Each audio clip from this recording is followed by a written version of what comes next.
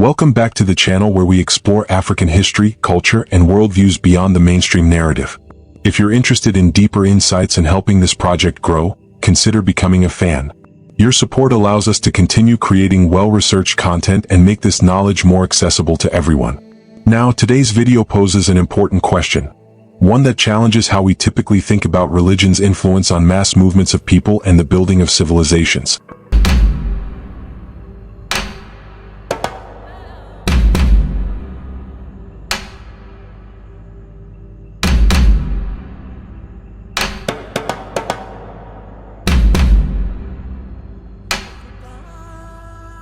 Abrahamic religions, Judaism, Christianity, and Islam, are often cited as the spiritual engines behind massive societal shifts. Whether it was Moses leading the Hebrews out of Egypt, the Islamic conquest uniting Arabia and parts of Africa, or the Crusades initiated by Christian powers, we've seen how these faith systems have driven migrations, wars, empires, and mass conversions. But can the same be said for traditional African religions? Can we point to moments in African history where spiritual belief, indigenous and homegrown, rallied entire populations, sparked civilizational development, or reshaped territories? The answer is yes. And in this video, we'll look at 3 powerful examples where traditional African religions mobilized people not just in a spiritual sense, but also socially, politically, and geographically. Each of these cases illustrates a distinct form of civilizational development. 1. A religious movement that created a kingdom without warfare. 2. A holy war that restored cultural and religious order in a fragmented land. 3. A spiritually guided migration that led to the founding of a major civilization. Let's begin. The peaceful power of the Kingdom of Nri, southeastern Nigeria. Our first example is the Kingdom of Nri, a little-known yet deeply influential religious polity among the Igbo people of southeastern Nigeria. Emerging around the 11th century, though its religious roots may be even older, Nri was not established through military conquest, but through spiritual influence. The central belief system of Nri was rooted in harmony, healing, and moral purification. At its height, Nri became a sacred destination, often compared to the likes of Mecca or ancient Rome in its religious significance. Pilgrims traveled to Nri not for political power or economic opportunity, but for spiritual redemption. It was believed that by entering Nri, one could be cleansed of sins and taboos. People came to Nri seeking healing for physical and mental afflictions. Children born with abnormalities who may have been ostracized elsewhere were brought here for spiritual cleansing. Communities sent representatives to study medicine and religious rites, acquiring sacred knowledge in exchange for annual tributes. What's remarkable is that Nri expanded its influence entirely through peaceful religious conversion. The Eze Nri, the spiritual ruler, sent agents known as Ens and Ozo priests to neighboring towns and villages. These emissaries didn't arrive with weapons or armies. Instead, they carried moral authority, teaching people how to avoid ritual pollution, how to resolve conflict through dialogue, and how to live harmoniously.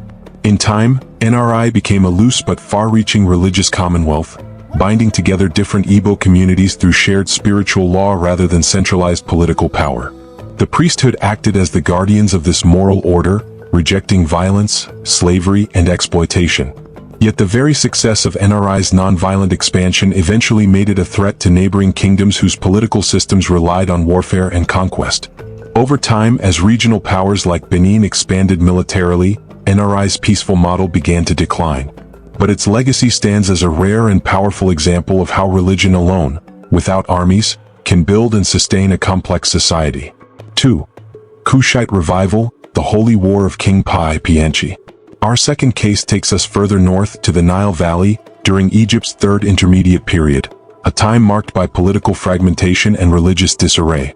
Egypt, once a unified civilization, had fallen into disunity. Local rulers, including Libyan warlords, had divided the land and diluted the traditional worship of Ammonius, the chief deity of the Theban priesthood. Meanwhile, to the south in Nubia, modern-day Sudan, the Kingdom of Kush was rising. And it was here that a devout king named Piye or Piye emerged with a vision, not just to expand his territory, but to restore the moral and religious order of the Nile. Piye believed that Ammonius himself had chosen him to carry out a sacred mission. When Thebes, the religious heart of Egypt, called for help, Piye responded with what could be called Africa's first documented holy war. He didn't just march his army north. He prepared his men spiritually. Before entering Thebes, Piye instructed his troops to purify themselves in the river, clothe themselves in white linen, and lay down their bows in reverence. He reminded them that true strength came not from might, but from divine favor. One of his recorded declarations reads, "Do not boast of your strength. The mighty are powerless without knowledge of the divine. Sprinkle yourselves with the water of Ammonius. Kiss the ground before him. Say to him, grant us passage that we may fight in the shadow of your strong arm." These words rival the religious fervor seen in Christian or Islamic holy wars, yet they come from a distinctly African cosmology. Piye's campaign was not merely political, it was redemptive. His goal was to cleanse Egypt of corruption and re-establish the primacy of Ammonius worship. And he succeeded. The Kushite army moved like a divine storm, conquering Egyptian cities and uniting the Nile Valley under what historians later called the Kushite dynasty, or the 25th dynasty of Egypt. This period is now seen as a kind of African Renaissance, where Nubian pharaohs restored classical Egyptian culture, architecture, and religious values. Unlike many conquerors, Piye reportedly forgave his enemies and returned to Kush after the campaign, demonstrating that his war truly was about spiritual restoration, not personal empire. 3. The spiritual migration of the Shona people is Zimbabwe. Our final example takes us to southern Africa and into the religious traditions of the Shona people. Builders of Great Zimbabwe and worshippers of Nri, a supreme deity sometimes referred to as the creator of all things. Unlike many other African spiritual systems that center around a pantheon of deities or spirits, Shona religion is strikingly monotheistic. Nri, possibly derived from the Bantu term for self-existent one, is seen as the originator of wisdom, the master of rain, and the giver of life. Shrines dedicated to Nri, such as those in the Matobo Hills, serve as sacred spaces for ritual consultation and national decision-making. But more than just a belief system, the veneration of Nri played a central role in one of southern Africa's most significant population movements. According to Shona oral tradition, their ancestors were called by Nri to leave their ancestral homeland near Lake Tanganyika, close to today's borders of Tanzania, Zambia, and the DRC, and migrate southward. The reasons for this exodus are unknown. Perhaps famine, conflict, or divine instruction. But what's clear is that the migration was not random. It was spiritually guided. Shona stories describe nature itself as responding to Nri's will. Trees whispered directions. Animals led the way. Food was mysteriously provided. And eventually, the Shona settled in what would become Great Zimbabwe, a place that would house the largest stone structures south of the Sahara. This migration, like the biblical Exodus or the Hijra of early Muslims, was not simply a change in geography, it was the foundation of a new civilization built on divine guidance. The towering stone walls of Great Zimbabwe are not just architectural marvels, they are testimonies to a people who saw their movement and settlement as part of a sacred plan. Conclusion. From the priestly diplomacy of Nri, to the holy campaign of Piye, to the prophetic migration of the Shona, we find a consistent thread. Traditional African religions were far more than tribal belief systems.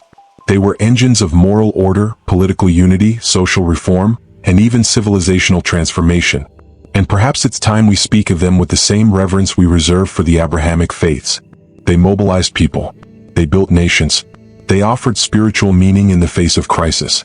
So the next time someone tells you that only foreign religions built empires or moved masses, remember Nri, Piye, and Nri. Thanks for watching. Until next time, know thyself and stay curious.